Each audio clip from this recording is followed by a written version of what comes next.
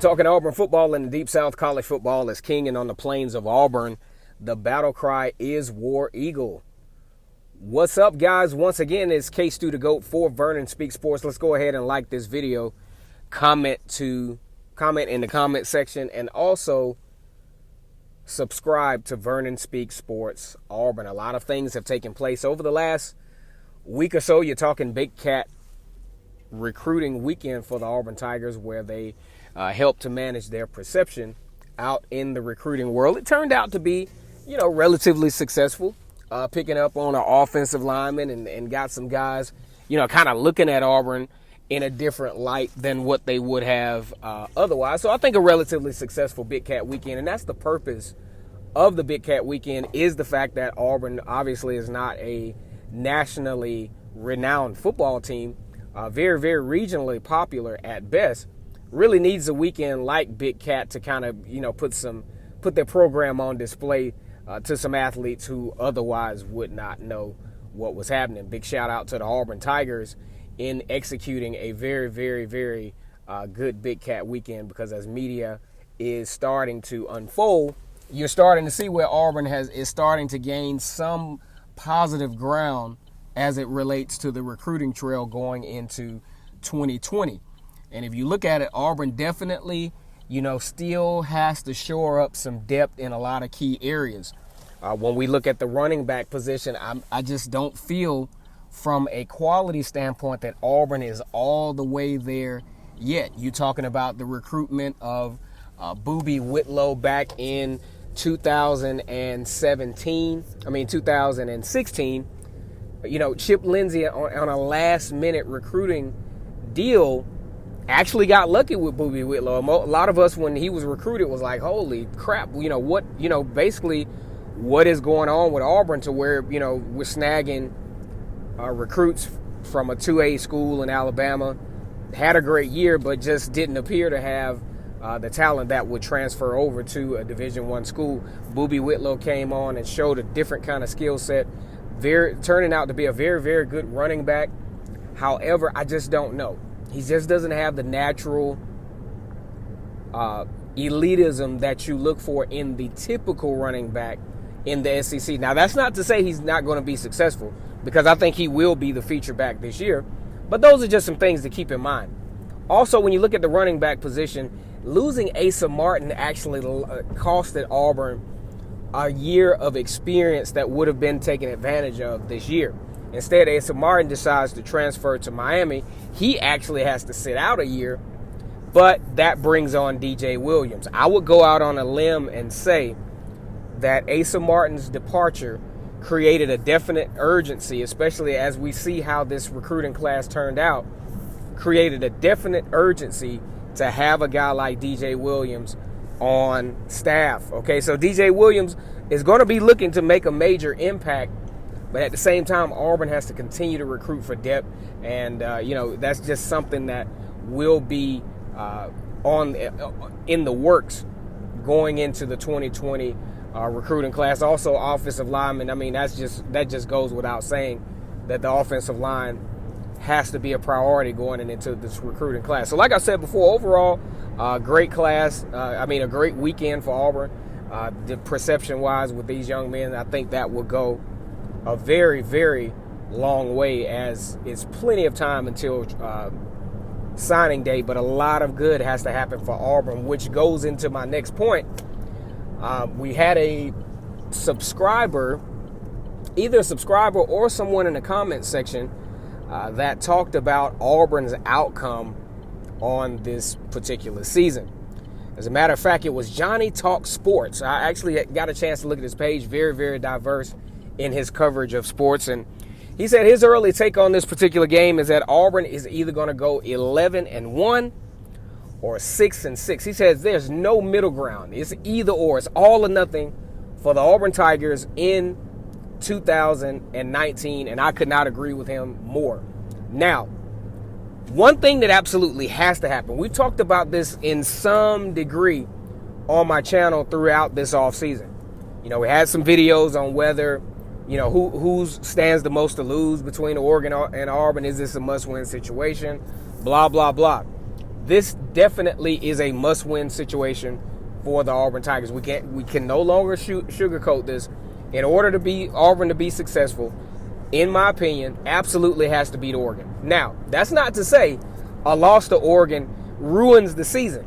That's not to say that, because Auburn could lose to Oregon and run the table. But what we're talking about here is probability. The probability of that happening is just not that great. You talk about losing the game against Oregon. You got 2 weeks of of non-Power 5 opponents that you're in redemption mode instead of let's shore this thing up before SEC play mode, okay? You get the win over Oregon. First of all, you feel good about where you are.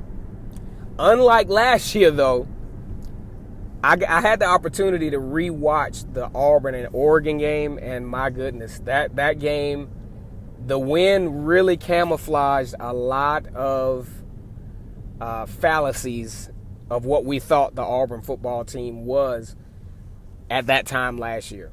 I mean, they won the game, did not play particularly well when you're looking at it with either sober or non-emotional eyes, so to speak. So let's just skip that and let's go to Oregon, though. Auburn has a very tough matchup against Oregon. You're talking about a team who is way, way different than what they were in 2010. When you look at the guys up front, I mean, their offensive line are absolutely huge. You know, you talk about back in 2010, where the average offensive lineman, I say, was, 270, 280, something like that. I mean, these guys are huge this time around. 313, 341. Very, very huge on the offensive line. Auburn still's got to win this game, though. You can't let the offensive line get in the way. One thing that I know will be a factor, I think this game is going to, oddly enough, be won in between the trenches.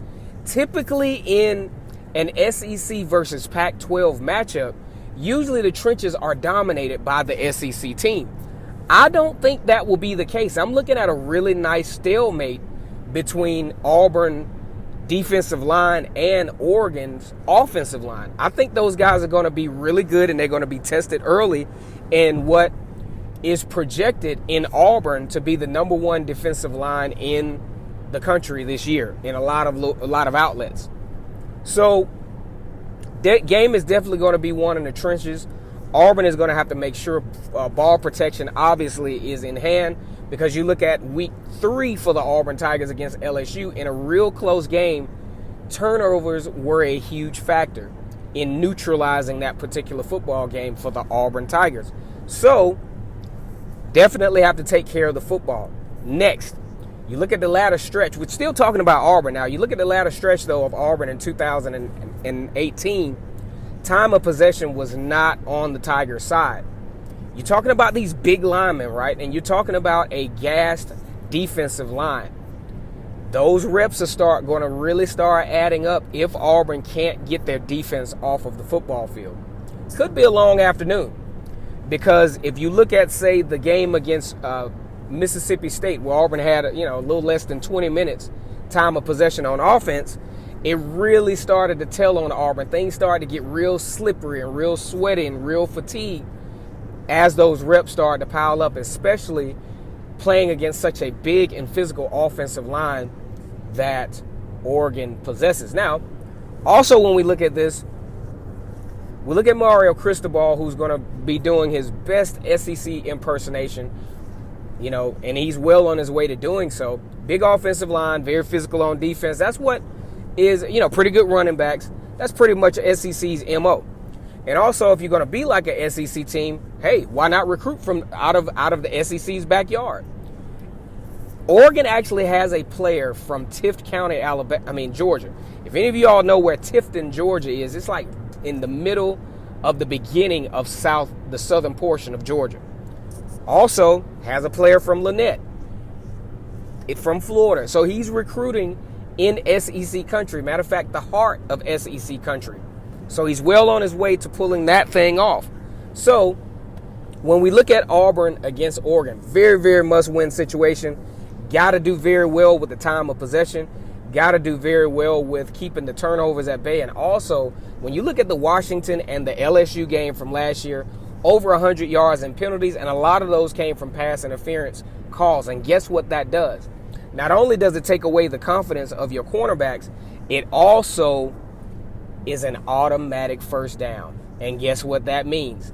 Although we talked about the offense hindering the defense as far as, time of possession, the defense didn't help their own cause a lot either. In crucial portions of the Washington game, pass interference calls against Jamel Dean and Noah Igbenogany.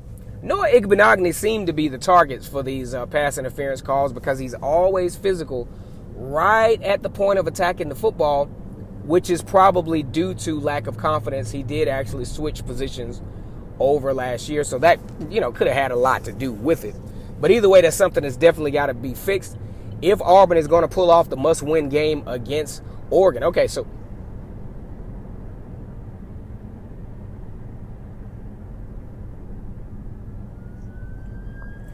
if Auburn's going to pull off the must-win game against Oregon, that's just something that has to be fixed.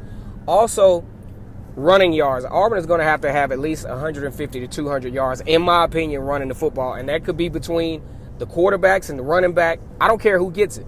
But Auburn is going to have some massive production on the ground, which is something that's predicated under the Gus Malzahn offense. I feel in order to be highly successful against Oregon, get off to a good start and give yourself a chance to be an 11-1 football team. Now, how else can this whole 11-1 thing, how can Auburn pull this off? Well, we're not going to go into detail because I want to do some previews, some real deal previews on this. But just scanning through the schedule real quick, the meat of the schedule where the perception of Auburn is going to be decided is going to be in between Texas A&M and a trip to LSU. If you look at this, Auburn needs to be undefeated. I mean, this goes without saying, but when you really, that's common sense, but when you really look at it, with the opportunities, Auburn is going to have the experience advantage. Auburn is going to be very talented up front. I think by then, the quarterback, however Gus Malzahn's offense is going to roll, is going to definitely be clicking by then. This needs to be a very, very momentum-building portion of the season for Auburn if this whole 11-1 thing is going to take place. You get in the LSU game undefeated, and at that point, the chips have to start falling as they may. By that time, you start factoring injuries in. You start factoring a whole lot of different things in. Offensive line starting to gel. Defensive line really starting to come together. The linebacker position for Auburn, which is an inexperienced position coming in, they're starting to gel. So this has to be the prime time of the season to where all of these things unfolds. So can it happen? I think so. You lose to Oregon? I don't think so. Okay, I really, really don't think so. So last but not least, man, we're talking Auburn running game, which I think is solid. I don't have, I have confidence, but it's still some gray area with the running back position, in my opinion. You got a lot of untraditional kind of guys leading the helm. Now, I like Cam Martin, but Cam Martin is definitely a change of pace back. He runs very hard. Boobie Whitlow, on the other hand, the more creative one out of the group. First of all, Boobie Whitlow was a quarterback by and large at Lafayette High School. He did run the ball quite a bit. He was a very legitimate dual threat quarterback, well over 1,000 yards running and passing. So, but he has the most non-instinctive skill set. I guess that's the best way to put it for a running back. He just doesn't come off as your traditional running back. At times he does, and we'll see what Carnell Williams is able to do with him. But of all the running backs that are currently on campus that I feel really needs to have a really, really good season this year, even if it's just about 600 or 700 yards, is DJ Williams. DJ Williams, out of all the running backs that are on the squad right now, he has the most prototypical set, both skill-wise and body makeup of a pretty good SEC running back. Kind of reminds me size-wise of a Michael Dyer, somewhere around in there. And we all know how successful Michael Dyer was in his brief tenure at Auburn. So, we'll see how this thing goes. 11-1, 6-6. Seems to be no middle ground there. Definitely not interested in an 8-5 season, which that seems to be Gus's magic number. Kind of needs to get rid of that. But either way, we're going to have some more content coming, man. I want to throw something at y'all here on a Wednesday afternoon. Once again, it's K-Stu the GOAT for Vernon Speak Sports. We're talking Auburn football like nobody's business. Like, comment, and subscribe to this channel. You all take care, and War Eagle.